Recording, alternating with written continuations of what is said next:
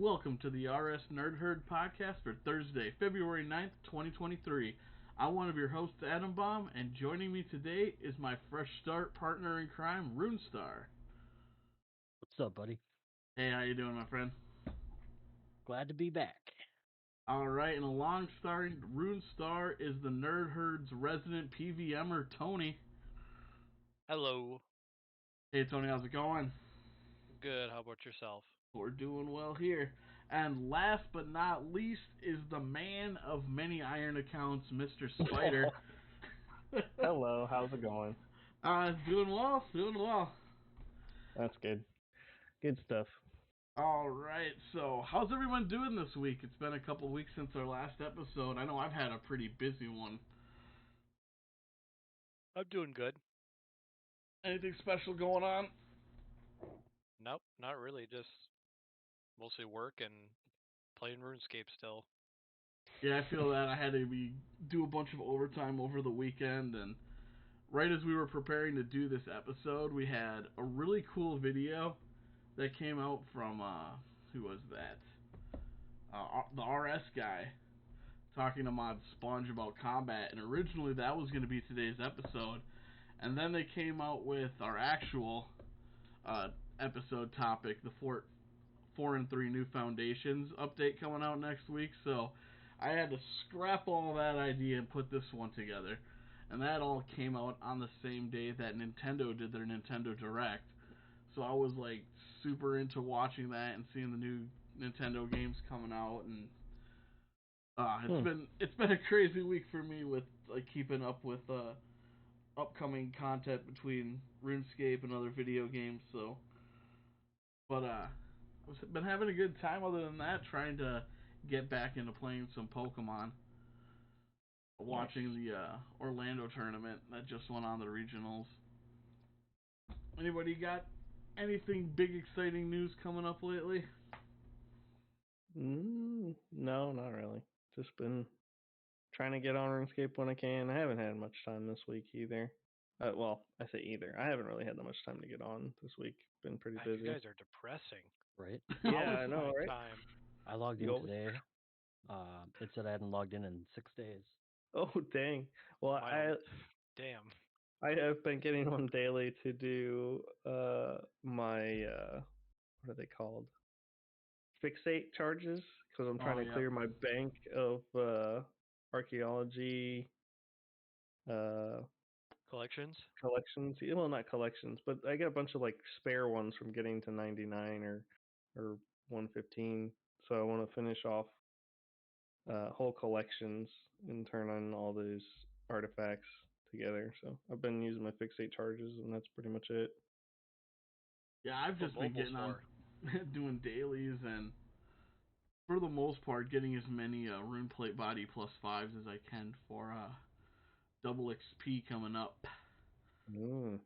Speaking of double XP, let's jump into the housekeeping section of the episode. So, over the coming episodes this year, I'm going to attempt to try to change things up slightly.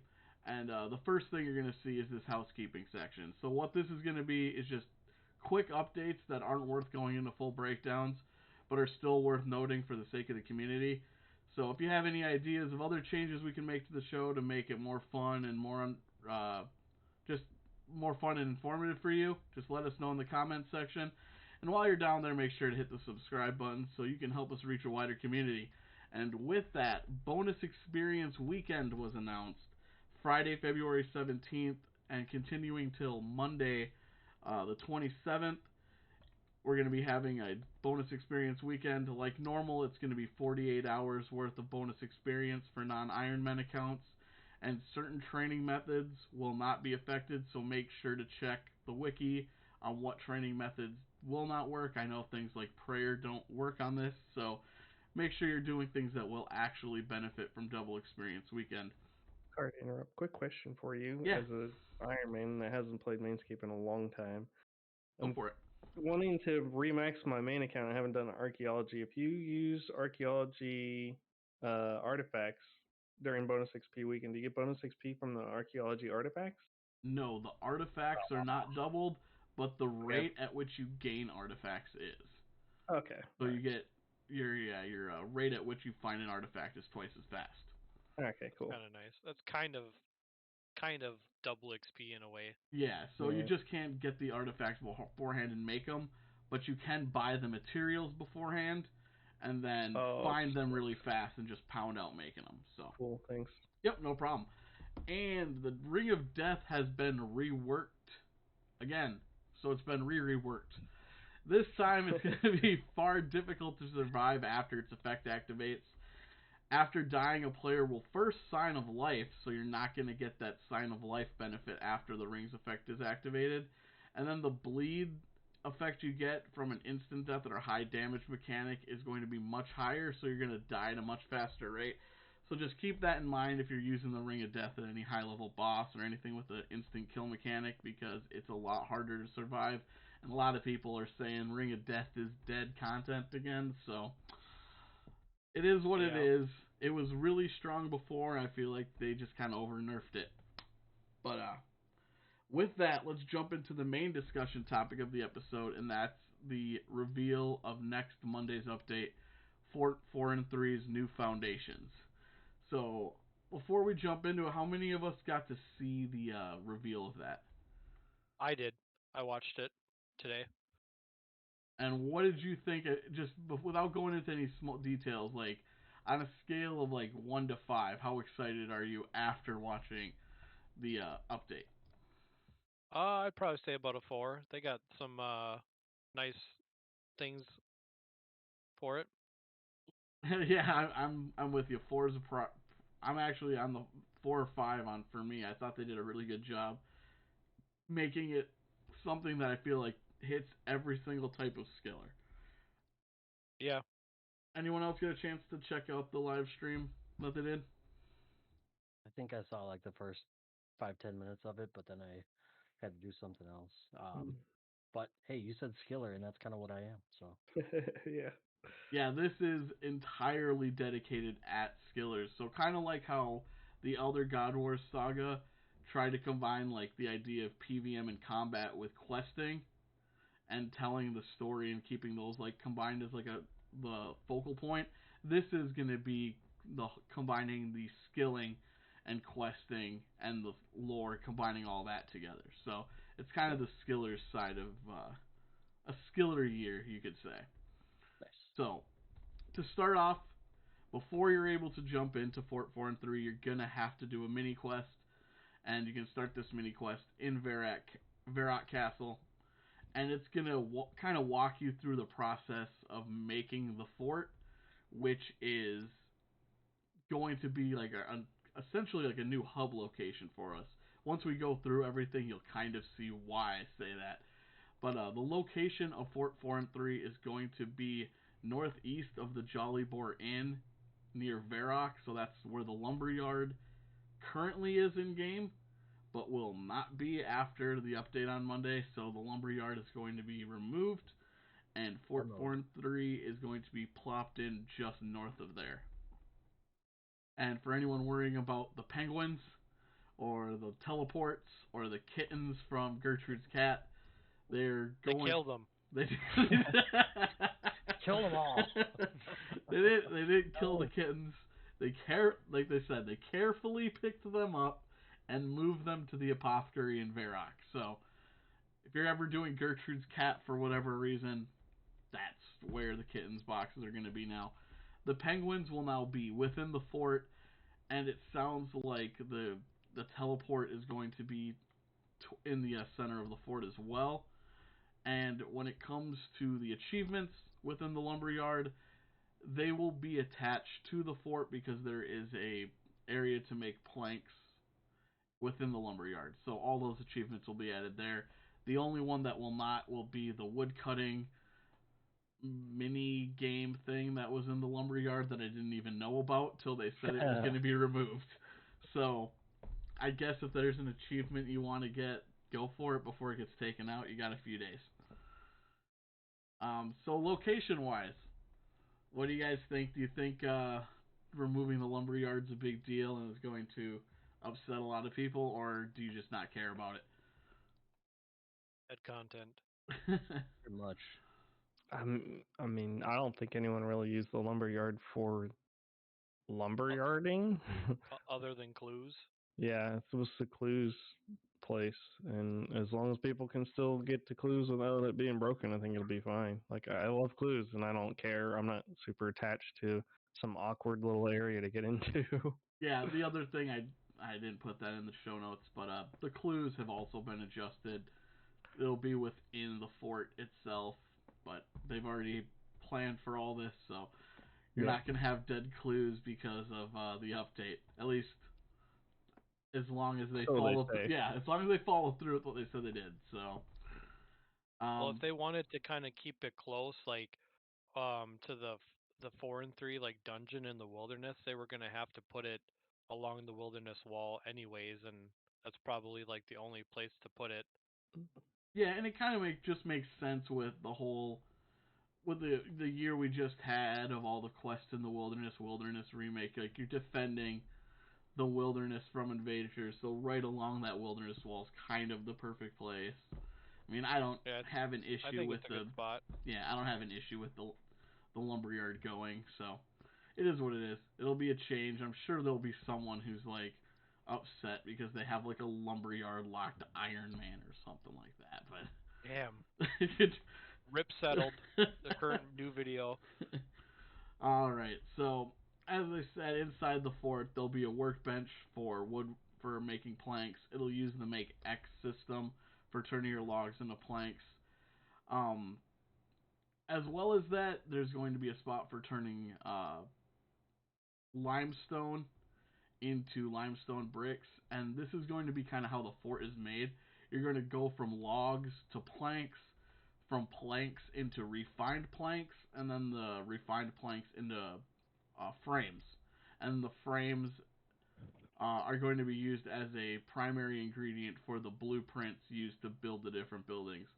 Same with limestone, you'll go from limestone to limestone bricks and then into wall fragments. So between those two items, it'll ask you for something like four frames and 5 wall fragments.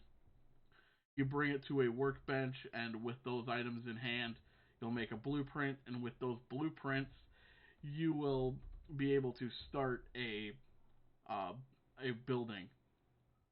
So with the building, you'll get a hotspot, and it'll work exactly like archaeology kind of works. So it'll give you four or five nodes or something, and one of them will be glowing at all times. And so if you follow around this glowing node, you're going to get better experience at the end of your building process. So if you stay always on that glowing node and you keep your perfection high on your building, you'll get an extra up to 20% extra experience when you finish building the building. So if you want to be a bit more high active, more intense clicker, you can do that. Otherwise, you can just AFK the building to build it up. It won't take you any more or less time doing either method. It's just that extra 20% bonus experience. So does that all make kind of sense how these buildings are going to work? Yeah. Sure.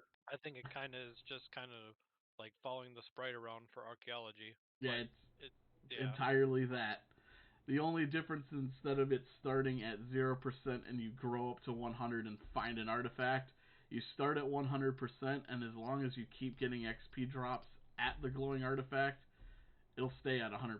And once your bar fills, you get an extra chunk of experience for how full that, or for whatever percentage that sprite was at when you finish the project. So kind of nice that they have two different kinds of like skilling options now when it comes to stuff like that. Like they reward people a little bit more for paying attention than just clicking and AFKing for 5 minutes. yeah, I but like that they do that. yeah, and it doesn't penalize you on time, which I really like. So if you're just, I just want to get this building done, I'm gonna AFK it. It's not gonna take you any longer than someone who's actively training the method, but they're gonna be rewarded a little bit extra for the extra effort. I kind of think that's a pretty fair. And 20% is a big enough number that it will incentivize people to do it, but not so big that you feel like you have to. Yeah, I agree. All right, and so moving on from there, each of the buildings will have 3 tiers to it: tier 1, 2, and 3. And as you increase the tier that you want to build, you're going to require a higher and higher construction level. And if you don't currently meet the construction level to build that next rank, so if you're tier 2 and it requires 80 construction to build tier 3, but you only have 70, you can reinforce the building. And so what that will do is it'll clear it, and you'll basically do the exact same process again, building it back up, and you'll just get experience this time for finishing it. So it allows you, if you really like this training method, instead of just building a bench or a chair or something over and over in your house and destroying it, you kind of just take the building down and build it right back up. So if you really like the training method, you can stick to using it. But they wanted to reinforce that even though it's called reinforcement, there is no like degrading of these buildings. It's not like the Citadel where if people don't show up, then it gets degraded and you get less buffs or anything like that. Once it's built, it's built. You get all the bonuses from it. So there's no need to worry about having to like fix it back up every week or something. The only other thing is, in order to build tier 3, you also need to build tiers 1 and then 2 before that. So you can't skip any spot in between. So you have to build up tier 1, then tier 2, then tier 3 to get to the full final building. It should be pretty simple. I assume everybody was able to follow that explanation. Yep. Yeah. Yep. And everybody here already max construction? So I feel like none of that's, or at least fairly high construction level. Yeah. Mm-hmm. Yeah. Yeah, so I don't think it's really going to be too big an issue for any of us here on the show, but if you're listening, that's just something to keep aware of. Tier 2 and Tier 3 are going to be require construction level to train. Construction level of 1 also is required for Tier 1, so you can start this as soon as you log into the game, pretty much. That's kind of nice for, like, if somebody just happens to be level 1 construction, they can still participate. Yeah, it was funny, while they were describing, I'm trying to remember which one it was. Oh, it was the command center. They were talking about how we'll talk about what one of the rewards is, but a bit of a spoiler for later. There's a thing that gives you the option to do player-owned ports inside the town, and they were like, it's like if you have a command center 3, like how it's like, is anyone really gonna have like high enough construction level and not have gone into player-owned ports? And I'm thinking about like all the fresh start accounts that probably did just that. Like, that's what I did. I had 99 construction on that, but I never touched ports once. Same with Miscellanea. Yep. Like, I've never done that quest on that account, but I have 99 construction, so. The bench for it will be nice, but you also have the captain's log already, which makes it so you can do ports, like, wherever you're at, too. Yeah. But it's nice to, yeah. Alright, let's jump into some of the rewards for this update. It's going to be the buildings themselves that we're making are going to be the rewards. So first off, the workshop.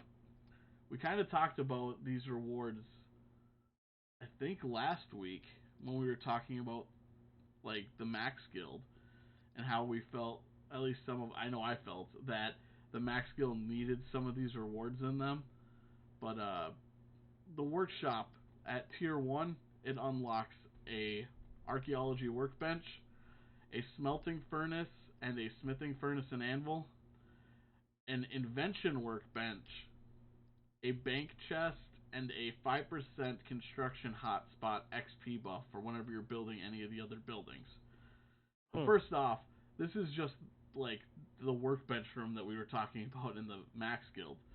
They're finally giving us a location where you can do invention without having to go straight to the invention guild and go out of your way. Very nice. I like it. Yeah, I was gonna say this is one of my favorite things that they're adding. I think this is finally going to be a good place to. Well, I mean, it's a good place to train.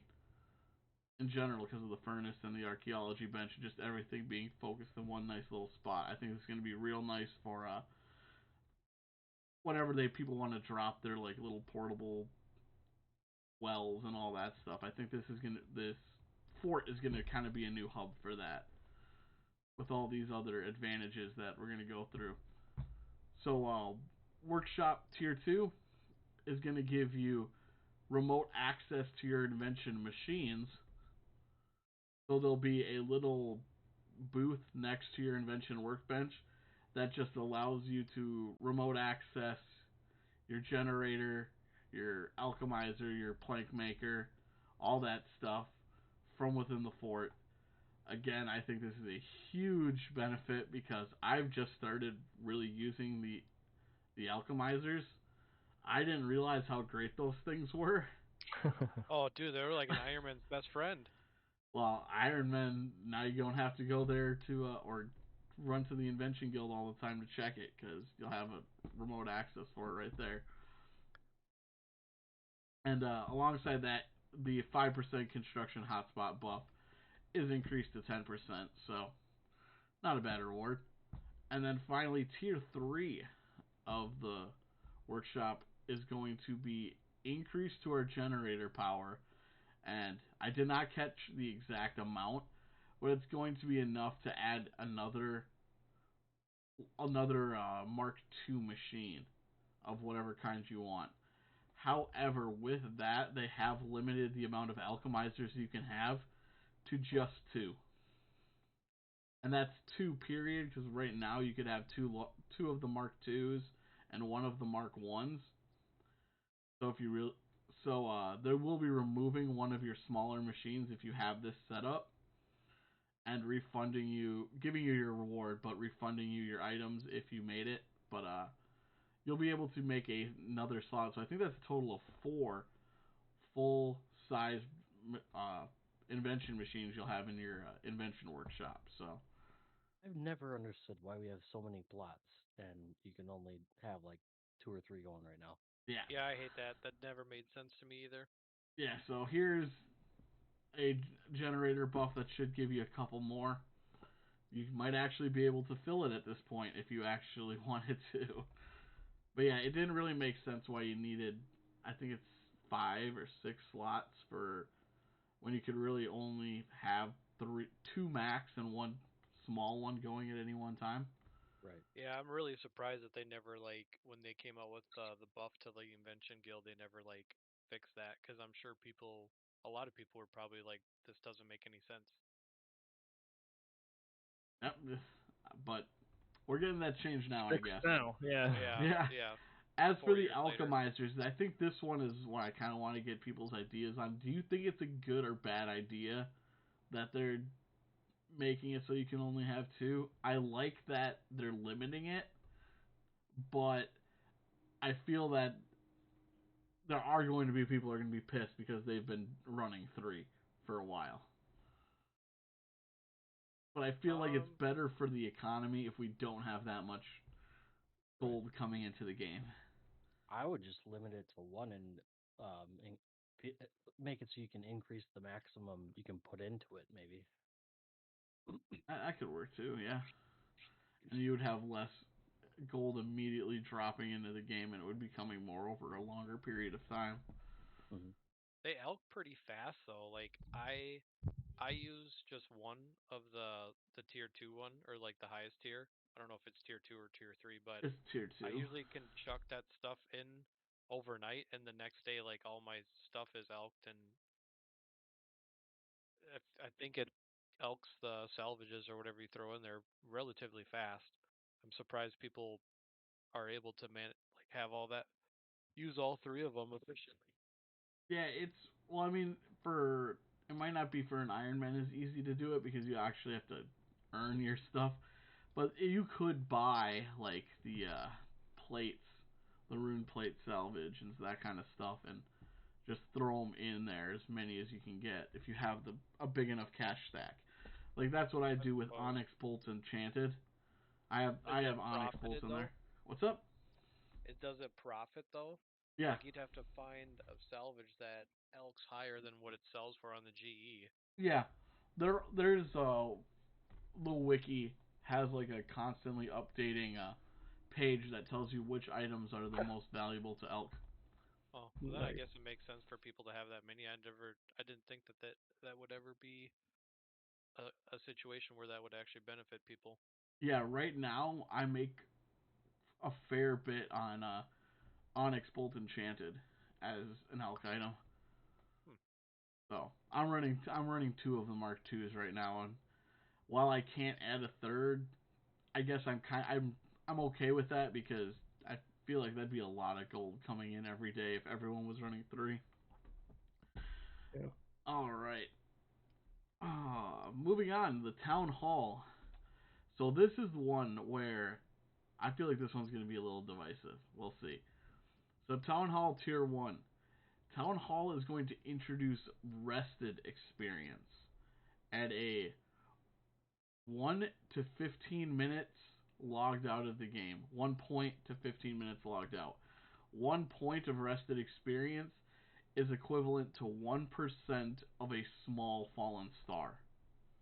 So essentially, breaking down this numbers, if you're logged out for 24 hours, you're going to get about 1 fallen star worth of bonus experience when you log back in again and you turn it into there's an NPC with each of these buildings. If you turn it into the NPC, they'll give you bonus experience and a skill of your choosing. So that's rested experience for being logged out. Rested experience for being logged in. If you're skilling within the fort, you'll gather rested XP at 1 point for every 3 minutes of skilling. And the cap for a tier 1 townhouse is 500 points, essentially 5 small fallen stars. And this will also add a bank chest to the center of the town hall for all of your portable everything you ever wanted. So, rested experience. I kind of want to hear everyone's opinion on this. Because this is something Iron Men can get to. It to me, I think it doesn't seem like it's gonna break the game by any means. Like what you said, 24 hours, and what's a small prismatic star worth, like 7K or something? It depends on the level of the skill.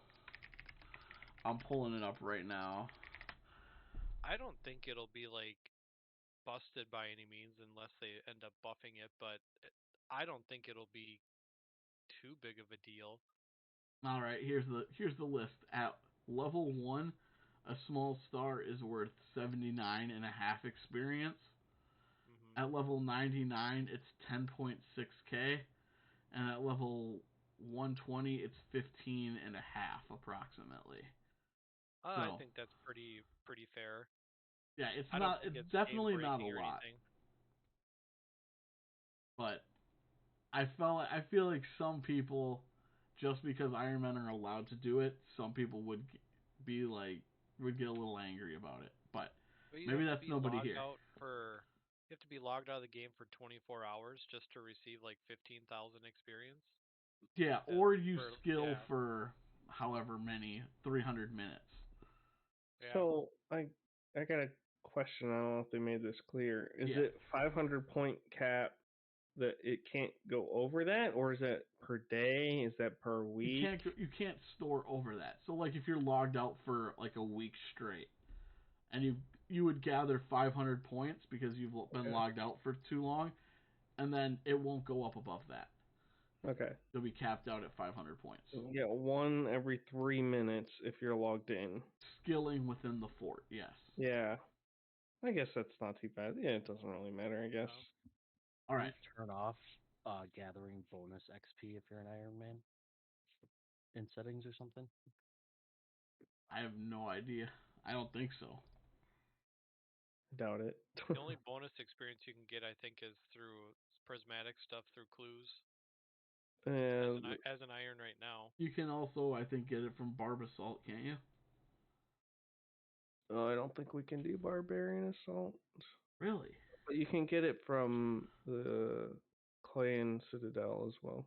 Oh, oh yeah. but it's not. Yeah, I guess you can buy the horn from the traveling merchant. I think it gives you points and something, but I don't know if you can cash that in for experience. Yeah, those were the Barbasol points, I thought. So if you could do Barbarian Assault, you could get agility bonus experience. Because I have some. I think I bought it once, and I have some points for that, but sure, it's not very good. But yeah, so moving on to Town Hall Tier 2, it doesn't do much. It increases the rested experience for skilling to 2 points for every 3 minutes and doubles the cap to 1,000 points. And then Tier 3 increases the rested experience gathering again to 3 points every 3 minutes and a 1,500 point cap. So here is kind of where you're starting to see every hour and a half, hour and 40 minutes, you're getting a new star. But I mean, it's still not that much. It's 15k for an hour and 40 minutes of active skilling. You're gaining a heck of a lot more than that actually doing the skilling. Yeah, it's not game breaking or anything, I don't think. I think it's gonna benefit players who are like working towards maxing.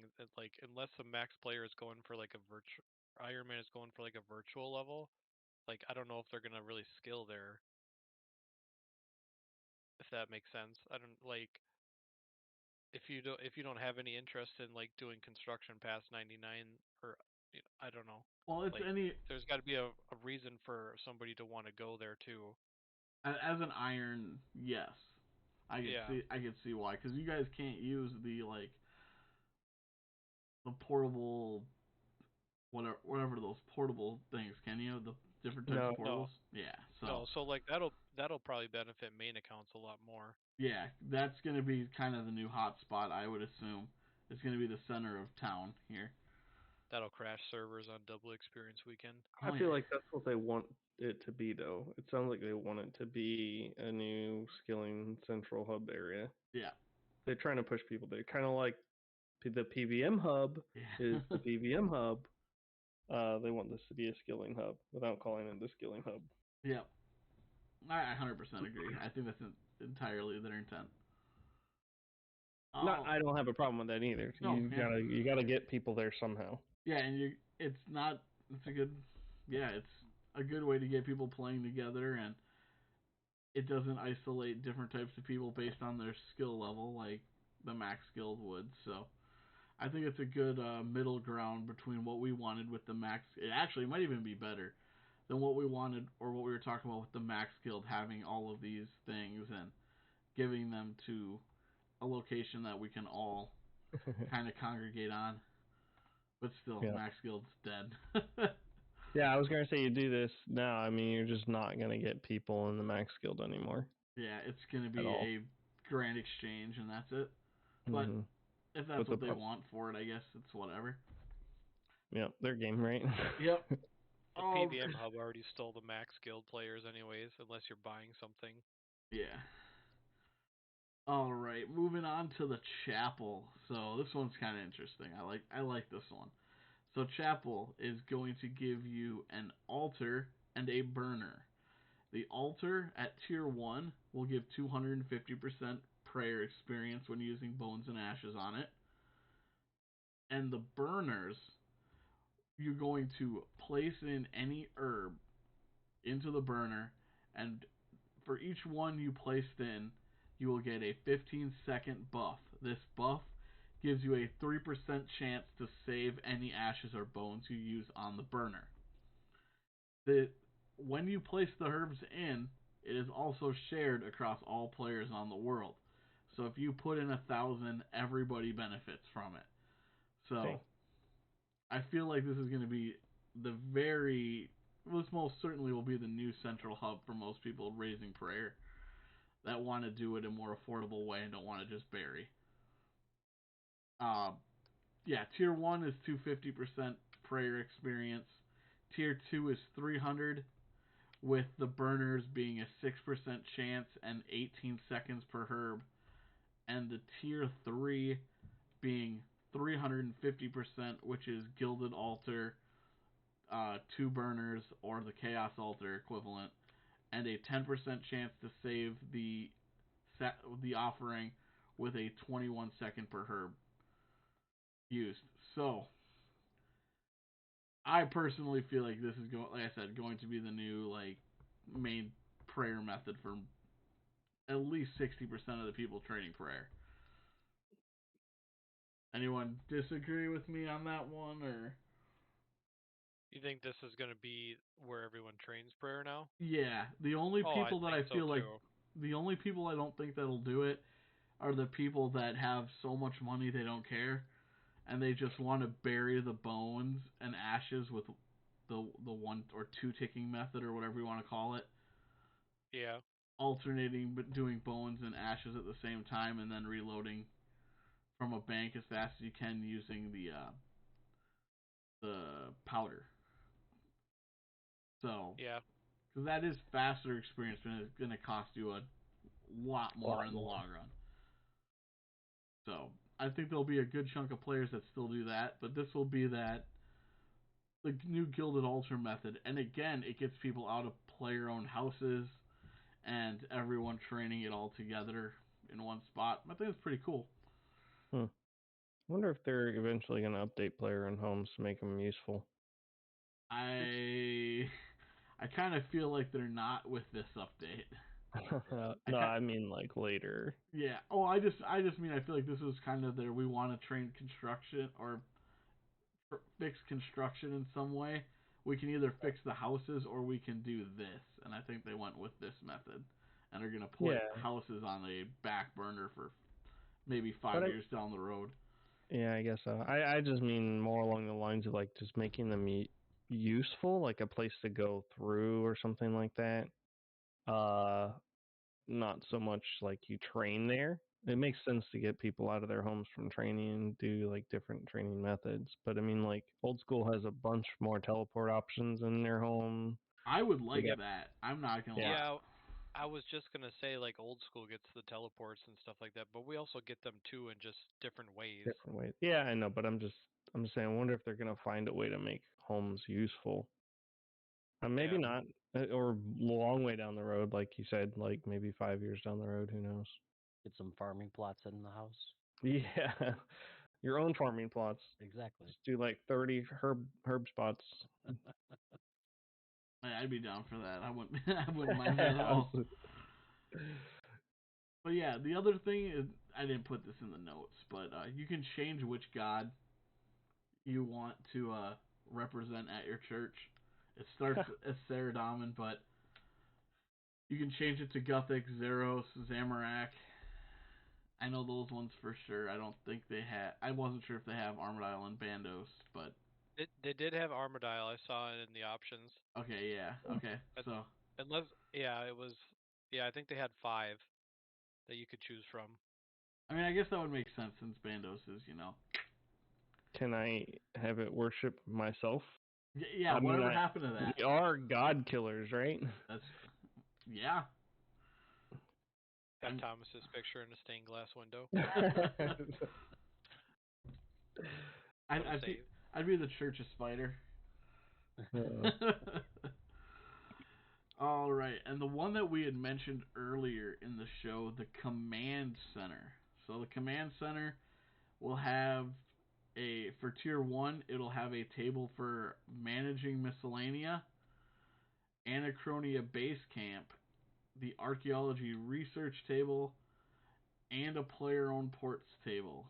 And along with the Command Center Tier 1, player-owned ports will get a 3% success rate boost. Ooh. Okay. Like that.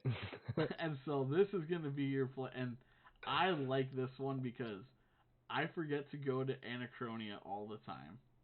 Mm-hmm. I don't, even though I'm 200 mil archaeology, I still should be sending out my team to collect materials and try to get pieces for trying to get Tony's Matic. So I got to get those Tetra Compass pieces without putting in any effort. I never touch miscellany anymore, and I still have things to unlock in ports. Not much. You're a horrible Iron Man. I am. Just do a spear grind. You'll be fine. If you go 3 times the drop rate, you got Tetra compasses for days. Tony, I you did need that. 10,000 Don't you of them to remember? get Tony's compass. I had 200 magic. I 200 milled and never got the headpiece, the spear piece. That's crazy. Oh, yeah, I suppose. But yeah, it was. I did miss twice on the Tony's Matic. Did you? Wow. Yeah, when I hit 200 mil, I used all my Tetra compasses, and I got 2 misses on the roll. Ouch. What key do you get instead? It's distorted key, I think it is. Mm-hmm. And you're looking for the shadowy key? Yeah. Yes. Okay. The distorted key just gives you like an XP tome or something like that. That's it equals XP tome. So I got nothing because I was already done.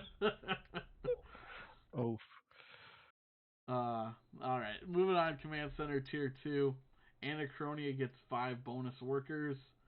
You get a 3% cost reduction on archaeology research, and the player-owned port success rate is boosted to a 6% boost. And then with Command Center Tier 3, Anachronia gets 10 bonus workers now instead of 5. You get a 3% speed bonus to archaeology research, and then the player-owned port success rate is buffed to 10%.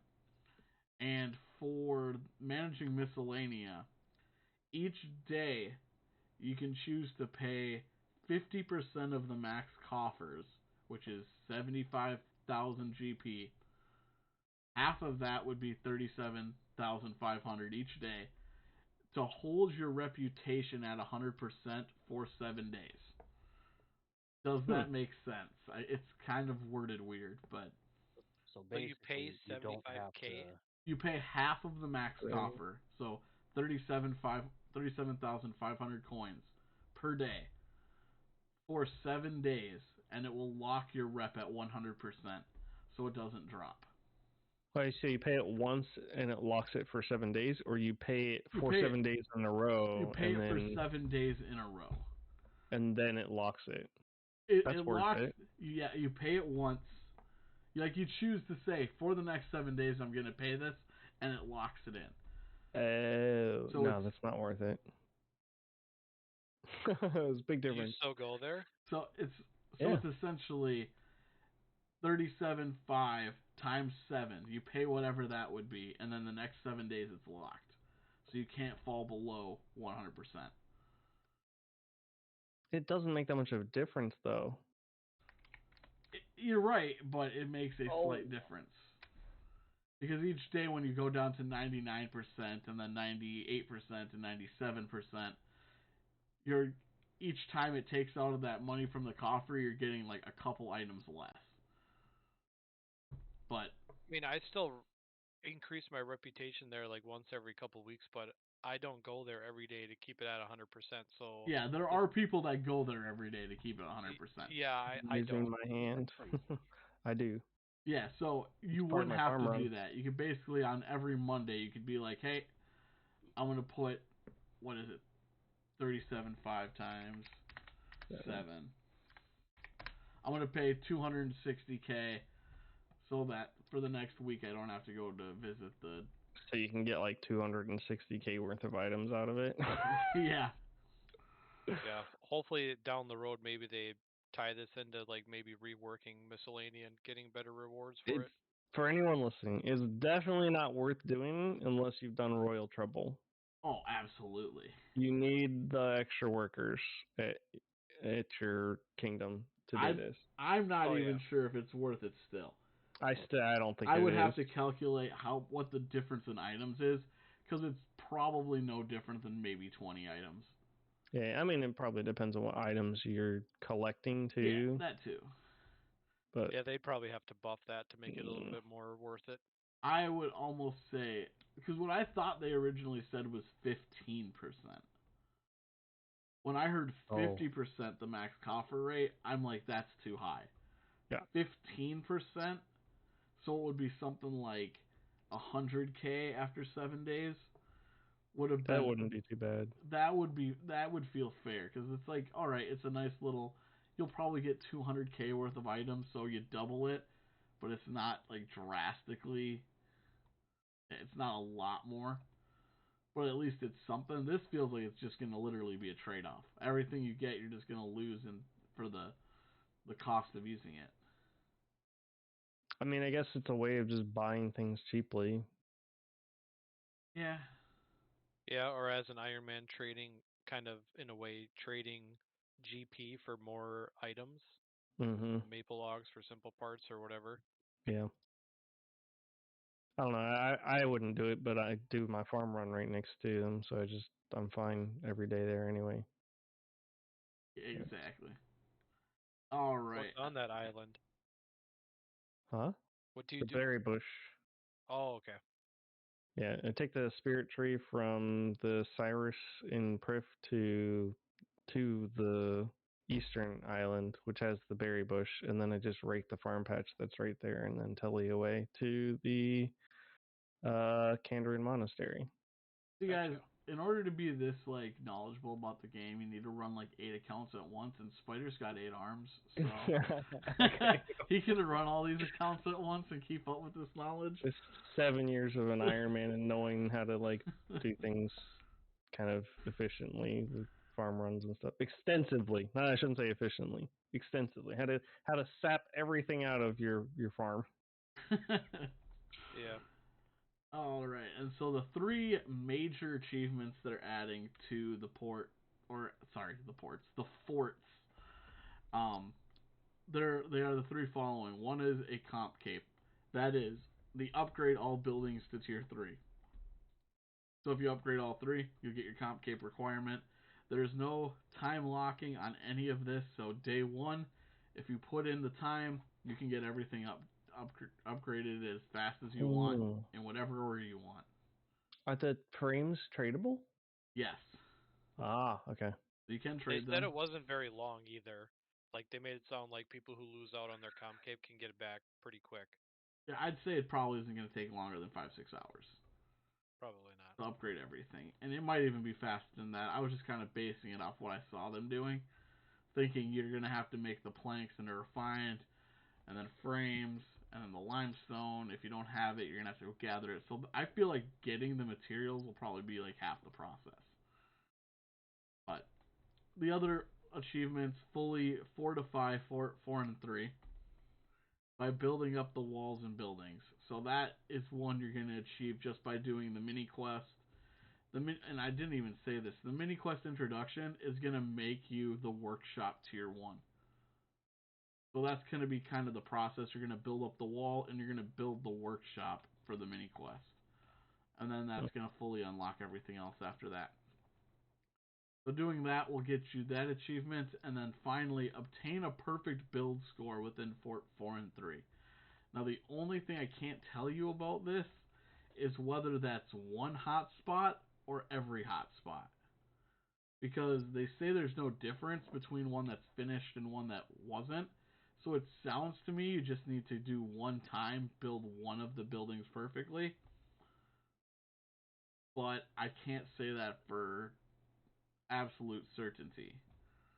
That's what it sounds like to me, is that you just need to build one of the buildings by following that little shine sprite around to each of the nodes without missing any.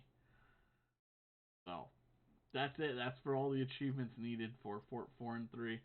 And this is going to be a year-long update.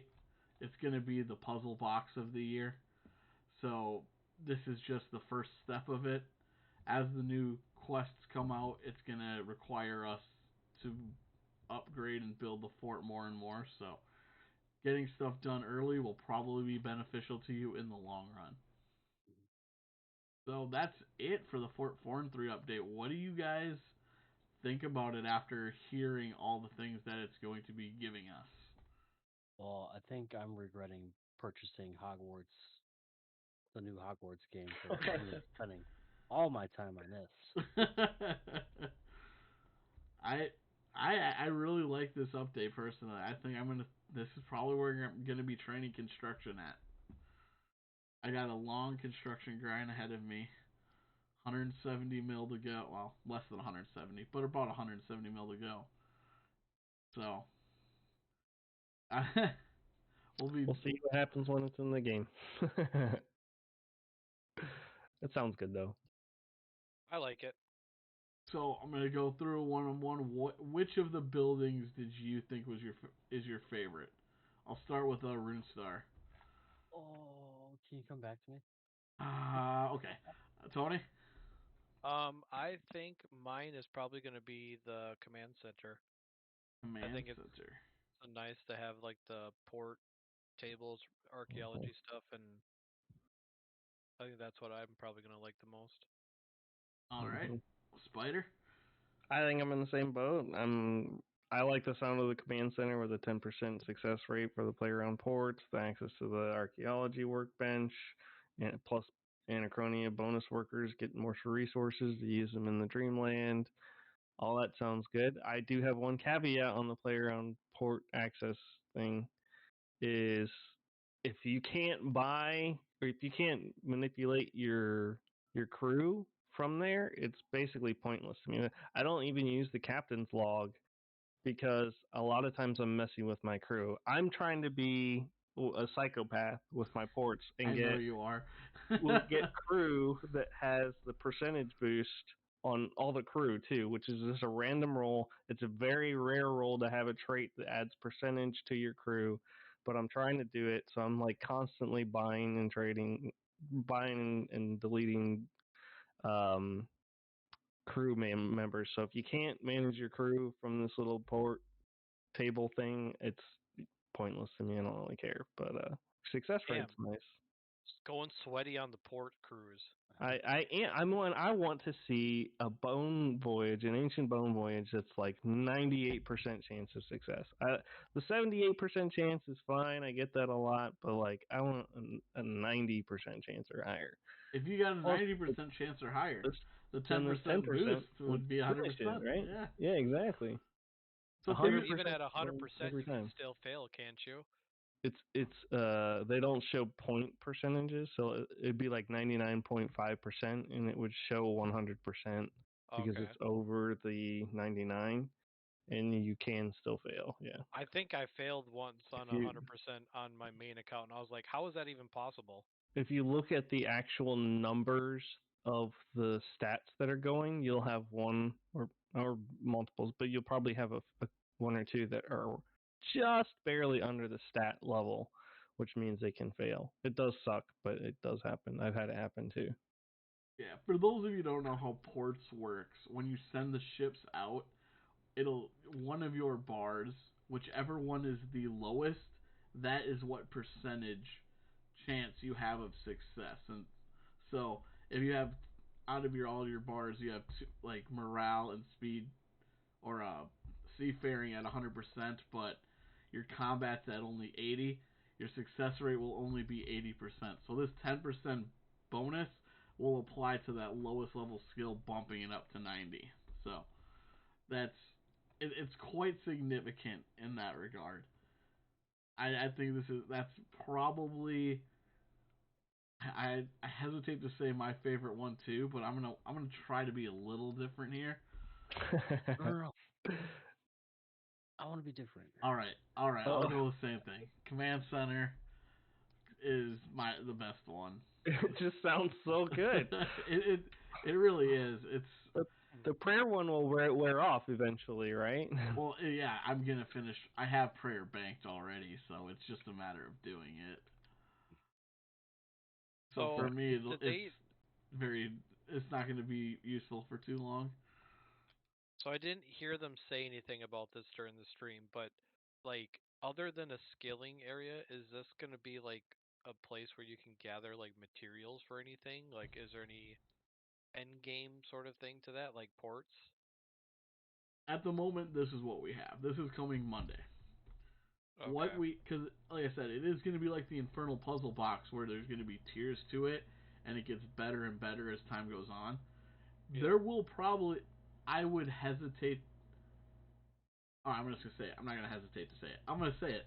I believe they will add us gathering spots within here. Gathering hot spots. Yeah, when they put it in like the 2023 like update picture or whatever, seeing that made me think of like a resource gathering area. Yeah, I wouldn't be surprised if there's like a dwarf guy who has like an underground mine that we can go find some that we can upgrade, and like better rocks will be under in the mine, and like a wood cutting like farm where better like trees are depending on the tier, and I could see them adding these types of hot spots here. Will they? I don't know, but I think it's possible by the end of the year to see that. Probably depends on how much use this gets. Oh, certainly. If this is dead content on release, which I don't think it will be, but I don't think they'll put as much effort in. But if they see this as like a grand success and everybody loves it, I could see them adding some of these really beneficial things to keep people inside, like training together, because it is what they always want is people playing together. Yeah. All right, RuneStar. I've given you time to think about it. If you look at the menu. Yeah. I mean the yeah, right. The command center it does have a lot of benefits definitely, but I really like increasing the generator power. I think if that's something that they can do even further as they upgrade this more, and like maybe not have like all of the plots be maxed out, but just use up all the plots. I think that would be, I don't know, something that it's just doesn't make sense, but I just want to have one of everything, you know? Yeah, I would like it to be so like made so that by the end of it you could have a Mark II machine in all the plots. I think that would be cool. But yeah, I know I took out my, what did I remove? I removed the plank maker. That's what it was. Yep. I removed the plank maker, and I'm thinking about adding in the either the auto potion mixer. I use that. That one seems like the one that I'll like the most, because I already have a disassembler, which I really don't need, but I do use from time to time. I have 2 alchemizers, and then once this comes out, I'm going to turn one into I'd like to make a the potion maker. I think would be the best one for me. Mm-hmm. Use up some of those herbs without giving them to other people. Yeah, I want their herbs to boost my chapel, not the other way around. You're gonna miss out on that sick 1 XP per vial experience drop though too. Oh, I will. At 200 mil, I'm gonna really miss out on that. I'm curious, like, what do you guys have in yours now? Like, I have the Alchemizer 2. I think I have the potion, and then I think I have the disassembler, and that's what I have in mine right now. Yeah, I had the 2 alchemizers and a disassembler. I have the potion and the plank maker, and I think the disassembler. That's the same thing I have, yeah. I think I would probably throw.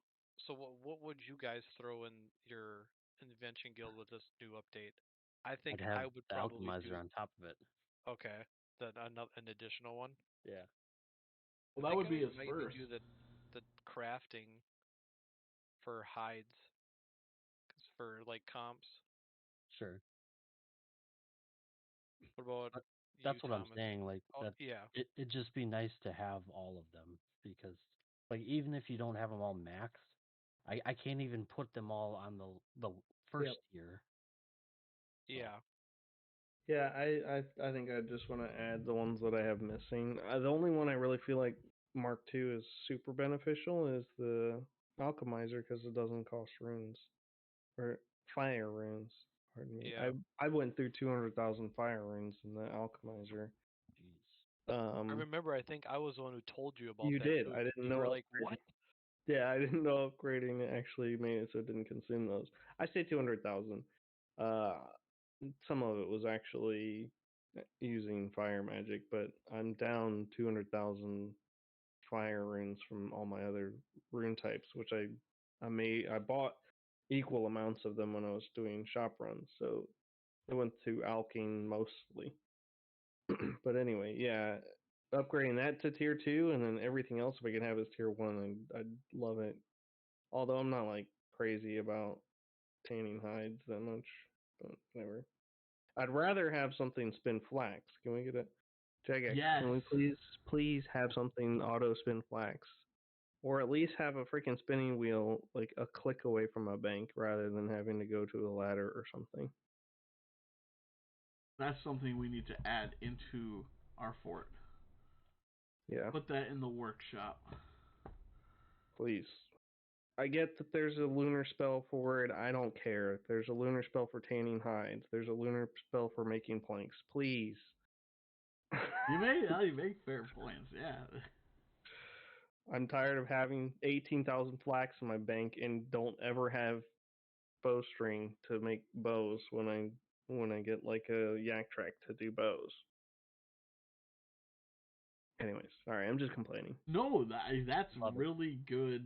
I think that's really good information. Like, I would agree. I think we need that. A machine for those types of things are, I feel, exactly what the invention machine should be. And I'd like to see more of, like, ideas like that. This, Mm-hmm. an auto. I'm just trying to think. You could have a bowstring one. Is there any other Tipper, bolt tipper. a good bolt tip, I guess, or feather or something? Shaft maker for feather. Yeah. You can just turn wood into arrow shafts. That way you get to finish them off. I don't know. But there's a few things that they could add, but That's actually something like we should sit down and figure out for one of our episodes what the heck kind of like additions to the like small additions like that would we want to see. Just make a doc of it and start adding it, and then once it's full enough, make an episode of us going through our ideas of additions to the game. And then I'll do everything in my power to get a mod on here and just throw the information at them. That'd be funny. I honestly, I would like at some point to try to get a J mod. I know our time zones would make this nearly impossible, but maybe a weekend or something would be. Someone in my clan had hoped that they would make an invention machine that would cook your food for you, but I don't think that would ever happen with the relic basically doing the same thing. Yeah, you wouldn't need that anymore. No, I think that would be a waste. Yeah, I don't know. There's people out there that did 200 million fishing beforehand, and they have like 100,000 raw sharks. Yeah. So. Yeah. All right. Whatever. So for the final part of our day, let's jump into our game section of 20 questions. One of us, I believe Spider, has come up with an NPC for us to guess, and as you guys know, the way it works is we have 20 questions to figure out which RuneScape NPC Spider has thought up for us today. Spider, are you ready? Yep.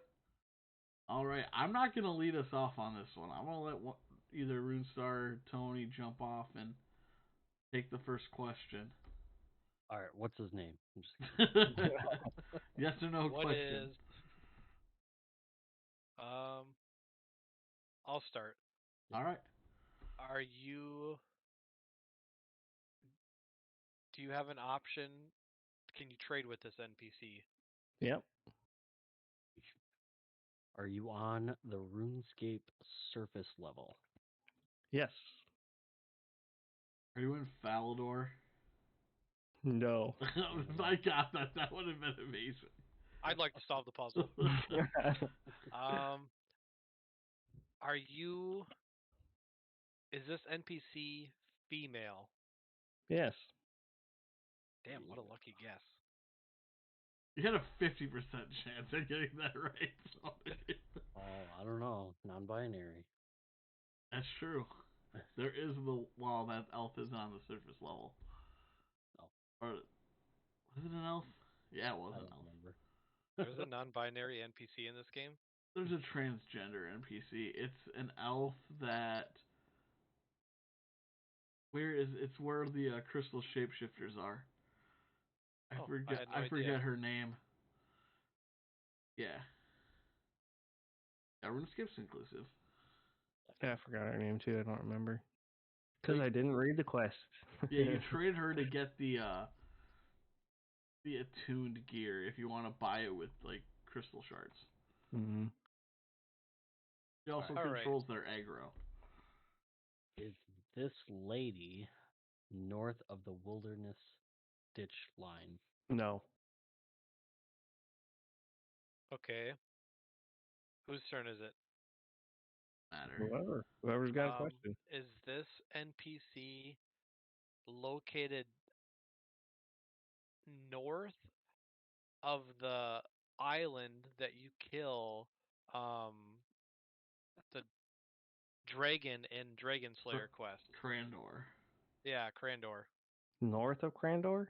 Yeah, I didn't want to say that because I didn't know. Like, I didn't even know what the island was called. No. Not north So of Crandor. Not north of Not that. north of Crandor. No. Okay. Ooh. So that kind of. I feel like that's a good like center. That's a good equator for Guild I was War. gonna say you like split the map in half. Yep. And you're not north of that. I'm not. Like that. Okay. No. She's not. No. They. What the hell, Tony? Let's go. I feel like I just narrowed it down. Like, are you or is this NPC in a? I feel like that is in a member area. Yes. All right.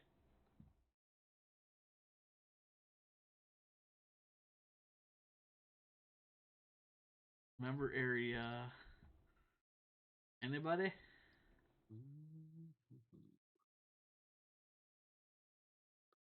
Is this NPC involved with the quest? Yes. Quest NPC. How many quest icons are there south of Crandor? Don't know. I've done all of them. They don't appear on my mini map anymore. is this NPC in the desert? No. Ooh. You had to think about it though. Did I? Damn it, Thomas.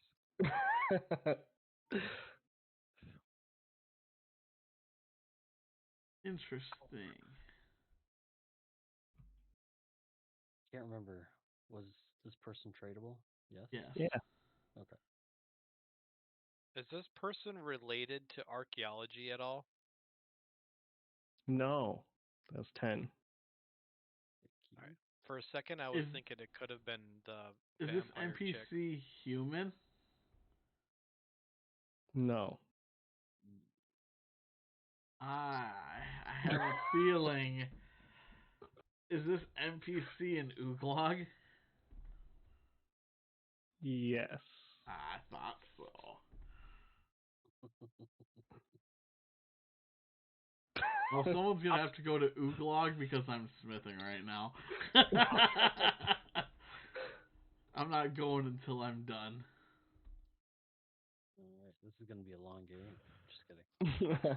Said you are in Ooglog? Mhm. Are you the the All chef right, who I'm sells finished. the meat? What's the name?